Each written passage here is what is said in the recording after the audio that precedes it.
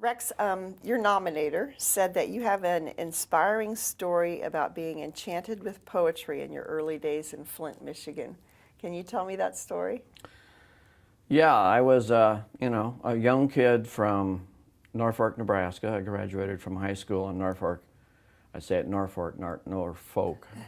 That's the old people from that town. They say Norfolk. I graduated in 1965 and then went out into the big world and ended up in a cooperative engineering college or educational program, so that I went to Flint, Michigan for school every 6 weeks, and then alternate 6 weeks periods during the semester back to Kansas City to work in the General Motors assembly plant there with one of the engineering departments.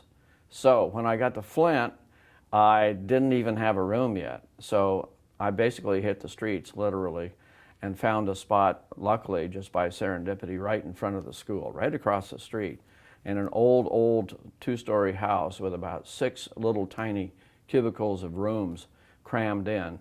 And one of the guys, Rusty, was from Dayton, Ohio, which was another foreign place for me. Ohio. I'd never been to Ohio.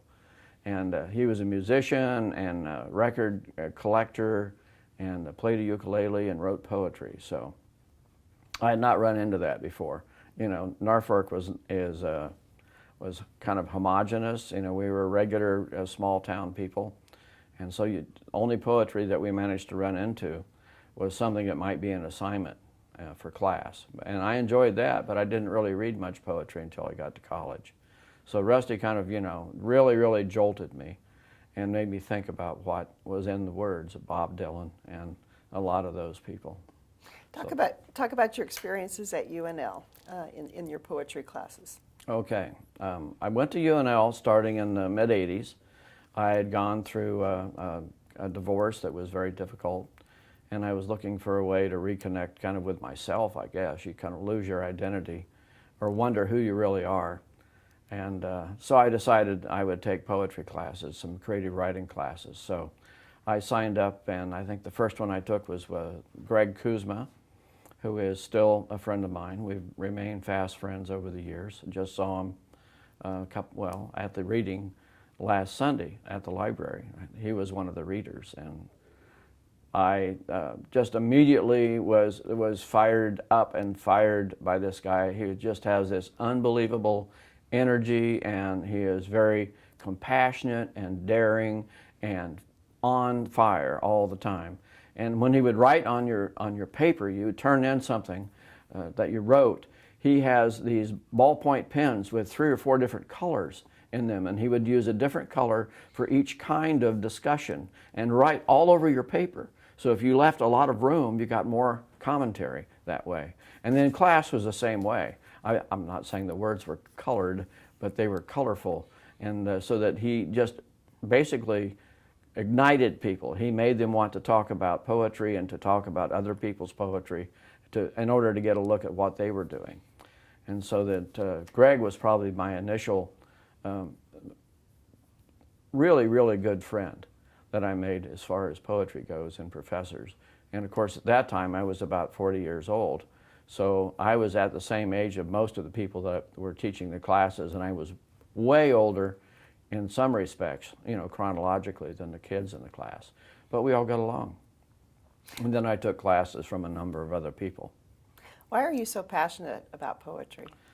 It's storytelling. A lot of what I write is, some of it is just looking at a moment and not being necessarily too concrete as far as what the story is, but it's more about feelings and impressions and what the words remind me of in ways that sometimes aren't entirely direct. A metaphor is an indirect reference that links one thing to something else that may at first seem very different and not at all a reasonable way of comparing something or illustrating something. But the more that you think about it, the more it seems the perfect way to go. So I thought that was the way to do it. Now, the person who nominated you was talking about your readings that you've organized over many years, that you take as much joy in experiencing the talents of others as he does in creating his own work. Why is that? Why are you so fired up by being able to expose others to other poets? Well, the whole idea of a poem, if you sit and read it by yourself, that's one thing. But written words are just a replacement for, and I think a poor substitute for, actually sitting with a person and listening to them tell you their story. And poetry is a very succinct, condensed version using very heightened language to tell a story.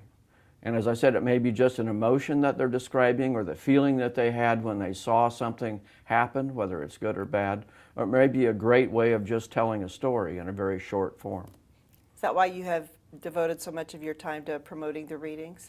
Yeah, because, and we usually have more than one poet. We usually have maybe a poet, an essayist, and now we also have a songwriter, which is all different and all the same, really, because it's all ways of finding a method of connecting with people. Because some people think, well, I'm not really so sure I want to listen to poetry, but I like music, so I'll go listen. And you said it builds the community. Yeah, I think it does, because we take breaks. We have, for example, the one I'm running now, it's 2 hours, but we have plenty of time to take a break between each segment, and I encourage people to talk to someone that's next to them at the table over here that they may not know, or they may kind of recognize from some other reading, or they may have no idea who they are. So the idea is to find other people in the room, and we obviously have a common connection because we're there for poetry or music. So what other connections can you make?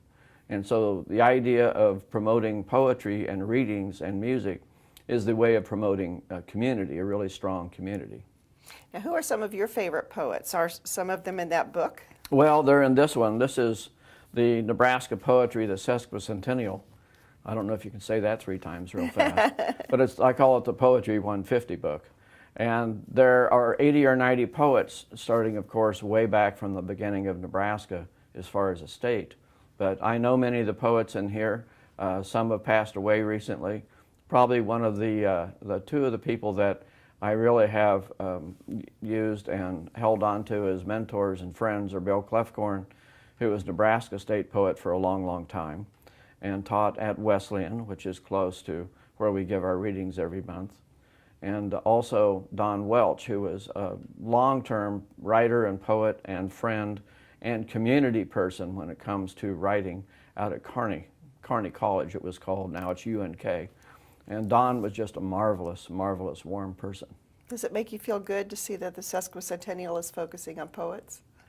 I'm good with that. You know, we have a list of books too. There's a list of 150 books, which you can find on the library site. And they're promoting the idea that people should run through that list and see what they might find that's interesting, or just pick one at random, because you can never tell how it's going to work. Sometimes when you're in a hurry and you go to the library and you've got 2 minutes, you just run over there, you look at the whole rack of new books and you find the one with the best color red, or the best this or that, or the title that happens to strike you. So you need to do that. You need to be intentional about what you're reading, but you also need to strike out beyond what you normally feel comfortable with. Tell us about your work with prisoners in poetry. Okay. A couple of years ago, a friend of mine, Tom Franti, who is also a fellow writer, and he's a professor out at East Campus on water resources management. Tom and I have known each other for a few years, and he goes to a church over on 40th and C Street, Our Savior Lutheran, and they have been running a program called Feast, which is a prisoner transition program. They've been running this and having meetings, of course, on Sunday morning and Sunday afternoon every Sunday for 12 years now. And they have a director, Jan Riedman, who organizes and works with this. And they do all kinds of really great things for people that are just on the cusp of getting out of prison and are wondering what the heck they're going to do with their lives and how they're going to get a driver's license and find some clothes for a job interview and get a job interview, find an apartment. And then also the idea that we brought forth, Tom and I decided, well, we're going to be writers in the program. We're going to try 4 weeks and see what some of the guys and women think about a writing project. So we tried it for 4 weeks, and after now we have over 2 years, every week somebody teaching a writing class. What do you think it gives for the prisoners? What does it help them with? Well, the whole idea of self-expression, they don't have, well, I should say they didn't for a long time have writing programs. There were a number of programs in prison on site that were running, and now there's a new one that's out called Hero's Journey, which I'm going to be getting involved in, which actually will be in the prison down at 14th and Pioneers in the maximum security prison.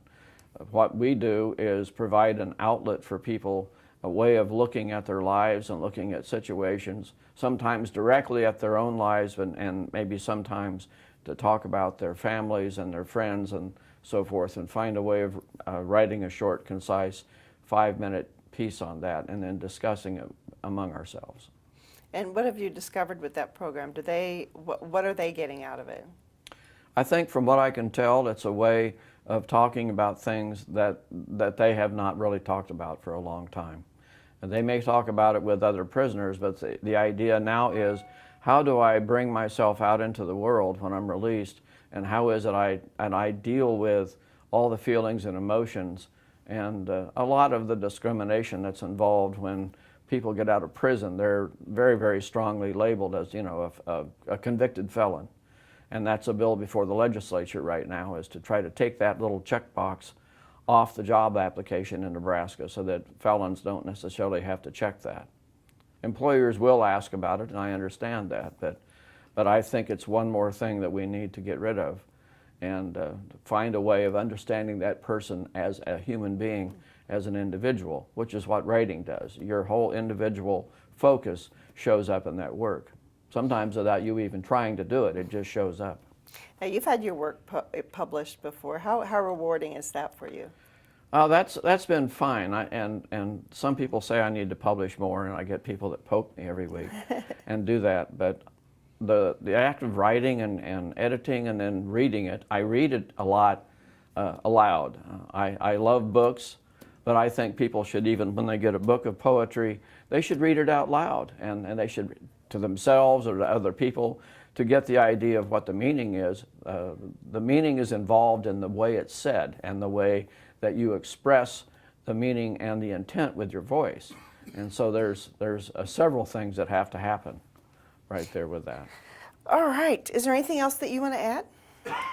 Oh, not really. I guess the whole thing is, of course, I'm a writing promoter, but I really want people to get out there and get involved in their community. We talk about politics and getting involved in that regard. The idea is to be involved as a thinking, living human being, involved as a citizen in Nebraska and in Lincoln, and you have to get out there and be heard, and you have to get out there and listen and talk. We need civil discussion and discourse, and poetry and writing are one of those things that are really, really, I think, a keystone to being good citizens and having a great society and a great place to live. Excellent. Well, final question. Okay. Who is your favorite wizard? They talk about the muse, whatever it is, the spirit or the person or the really unbelievable thing that happens to you when you really get deep into writing and you get beyond yourself, and that you don't even think about what you're thinking about. You're just writing. You're just putting it down on paper. And for some people, writing works. Other people that I know work better. They use a little tape recorder and they record what they say. They go out and take a walk and they talk about what they're seeing exactly, and then what pops into your head. You know, that's a very difficult thing. When you're trying to write, you've got all these ideas that pop in. And so the muse is a person that makes those things show up. And the muse may be just a trick to influence our own thinking, our own drive, our own personalities into pouring themselves out on the paper. But the idea is to listen to the muse and write it down and talk about it. Don't edit it right then, at that point. You'll get rid of really good ideas that may seem stupid at first, but later on they may be what you need.